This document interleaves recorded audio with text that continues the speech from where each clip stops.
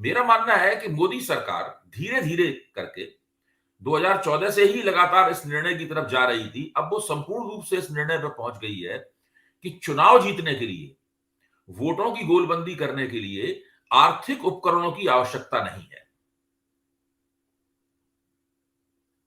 और हम्म, उसके लिए उन्होंने ये तय किया है कि हम गोलबंदी करने के लिए गैर आर्थिक उपकरणों का इस्तेमाल करेंगे। हम्म, जब मैं आर्थिक उपकरण कहता हूं, तब मैं कहता हूं पुराने तरह की अर्थव्यवस्था, जिसके अंदर सरकार लोगों की आमदनी बढ़ाने के उपाय अपनाती थी। सरकार कुछ ऐसे प्रावधान लाती थी जिससे लगता था कि वो गरीब आदमियों के पक्ष में खड़ी हुई है जी। और कोशिश करती थी, जैसे कि मनरेगा है। मनरेगा ऐसा अंतिम आर्थिक उपकरण था।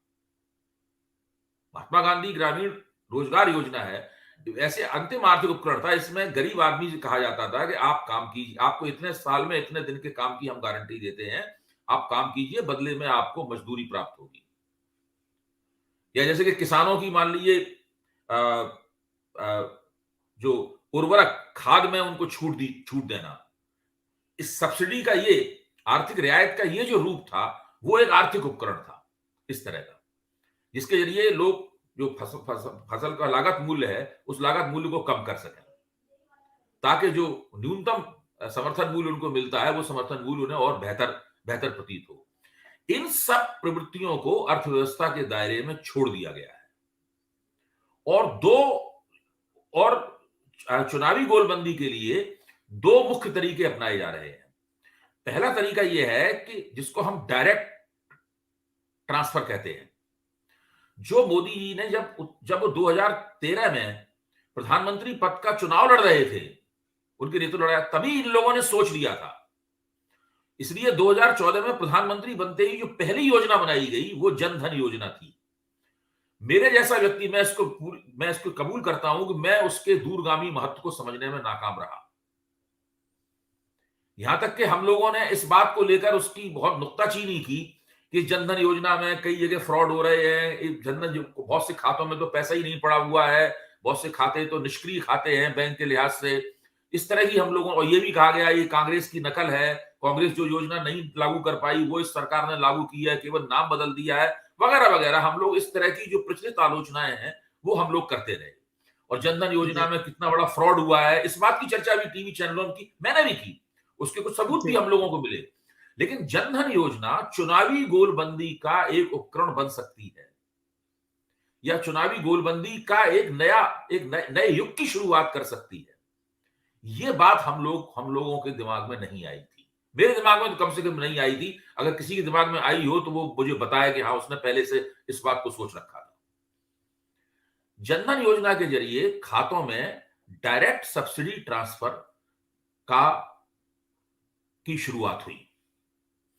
आज स्थिति यह है कि चूंकि सरकार लोगों की आमदनी नहीं बढ़ा सकती, सरकार ने धीरे धीरे कर बाजारवाद के प्रभाव में और अंतर्राष्ट्रीय वित्तीय संस्थाओं के दबाव में अपने हाथ ऐसे तमाम चीजों से खींच लिए हैं, ऐसे तमाम प्रावधानों से खींच लिए हैं जिससे लोगों की आमदनी बढ़ सकती है। लोगों इसलिए, जैसे कोई व्यक्ति बैठा हुआ है, अचानक उसके फोन में एक आवाज होती है और वो देखता है कि उसके खाते में 500 रुपए आ गए हैं।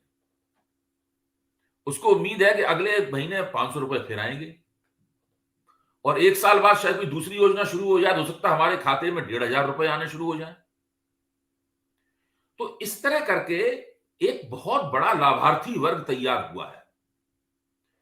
2017 के उत्तर प्रदेश के चुनाव में इस लाभार्थी वर्ग की संख्या कम थी। हम लोग इस उसूल को जानते हैं कि जब मात्रा बढ़ जाती है तो वो गुण में बदल जाती है। जब क्वांटिटी बढ़ जाती है तो अपने आप में क्वालिटी में बदल जाती है। ये डायलेक्टिक्स का बिल्कुल। असूल है, द्वंदात्मकता का असूल है। ये धीरे धीरे कर ये लाभार्थी वर्ग बहुत बड़ा बन गया है।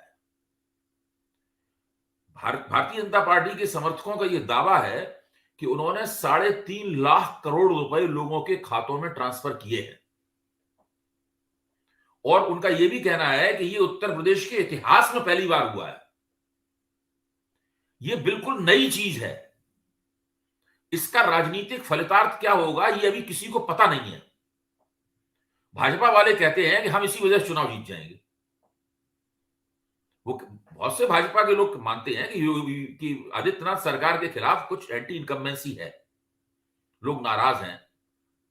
वो उसके कई कारण हैं, इनके बारे में हम लोग चर्चा आमतौर पर करते रहते हैं। उन्होंने कहा लेकिन ये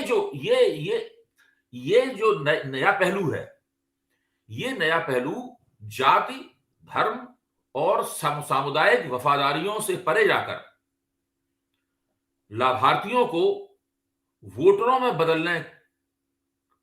बदलने की युक्ति है कि एक लाभार्थी सरकार की एंटी इनकम्बेंसी का मुकाबला करने में किस तरीके से एक वोटर की तरह इस्तेमाल हो सकता है। ये एक बहुत बड़ा पहलू है जिसके आधार पर उत्तर प्रदेश का चुनाव लड़ा जा रहा है।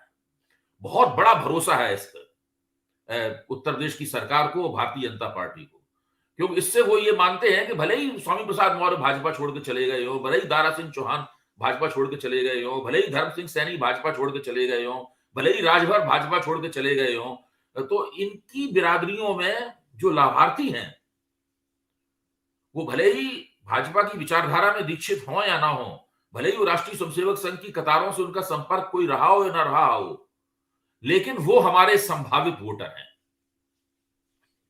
उनको अगर हम थोड़ा बहुत उनके बीच में प्रचार करेंगे, थोड़ा बहुत उनको स्पर्श करेंगे, तो उनके वोटों को हम प्राप्त कर सकते हैं और इसके जरिए हमारे सरकार विरोधी भावनाओं का मुकाबला किया जा सकता है। पहली बात तो ये है। इसके लिए बजट के प्रावधानों की कोई आवश्यकता नहीं है। इसके लिए योगी आदित्यनाथ जो प्रदेश का जो ग्रॉस डोमेस्टिक प्रोडक्ट है उसको बढ़ा दें, इसकी कोई खास जरूरत नहीं है। प्रति व्यक्ति आमदनी को बढ़ा दें, इसकी पिछली बार हम लोगों ने इस बात पर चर्चा की थी, किस तरह उत्तर प्रदेश इन दोनों मामलों में बिल्कुल नीचे है। इसकी कोई आवश्यकता नहीं है। नंबर एक बात। दूसरी बात है पाकिस्तान विरोधी राष्ट्रवाद। ये और भी ज्यादा महत्वपूर्ण चीज है। एक केंद्र में राज्य मंत्री हैं कपिल पाटिल। अभी 3-4 दिन पहले उन्होंने थाने में एक भाषण दिया। भाषण वो मराठी में दे रहे थे, लेकिन उस भाषण को आप सुनिए।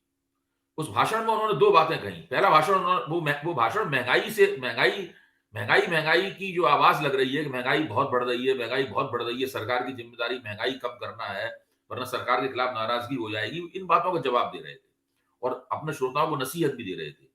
उनका साफ कहना था कि 750 रुपए किलो मटन लोग खरीद के खा रहे हैं, वो उन्हें महंगा नहीं लगता, लेकिन प्याज अगर महंगा हो जाता है तो लोग बहुत चीख पुकार मचा देते हैं, दाल महंगी हो जाती है तो उसकी चीख पुकार मचनी शुरू हो जाती है।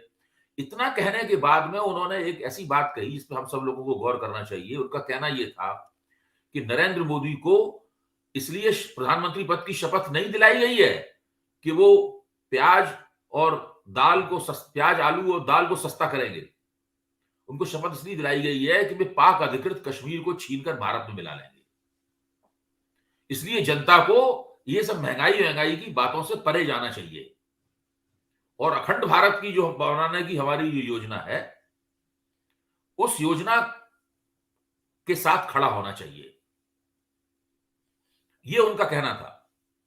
यानी हम जब कह रहे हैं कि महंगाई की वजह से सरकार को दिक्कत आ रही है और वो एंटी इनकम्बेंसी को तीखा बना रही है महंगाई, उस वक्त सरकार का एक मंत्री उत्तर प्रदेश में न सही लेकिन दूसरी जगहों पर इस तरह की बात कह रहा है। अब इसी पाकिस्तान विरोधी राष्ट्रवाद को बड़ी आसानी से आप मुस्लिम विरोधी राजनीति के साथ जोड़ सकते हैं। आप देखिए ना कि पश्चिमी उत्तर प्रदेश में अमित शाह क्या कह के वोट मांग रहे हैं। यही तो कह के वोट मांग रहे हैं कि जाटों की, मुगलों के खिलाफ संघर्ष करने की एक परंपरा रही है और भाजपा भी उस परंपरा की वाहक है, इसलिए दोनों को मिल जाना चाहिए दोबारा। योगी जी बिल्कुल शुरुआत से ही चुनाव मुहिम की शुरुआत से ही अखिलेश के अब्बा जान, 80 बनाम 20, ये सब इस तरह के फिक्रों का इस्तेमाल कर रहे हैं।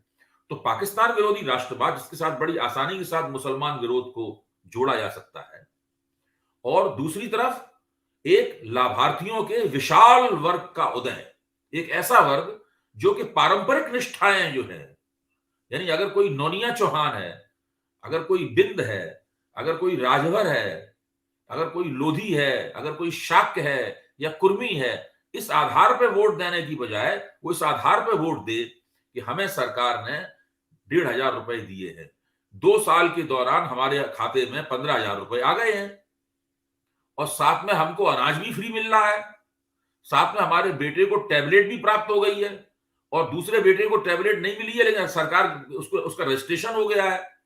अगली सरकार जब आएगी इन्हीं की तो उसको भी टैबलेट मिल जाएगी।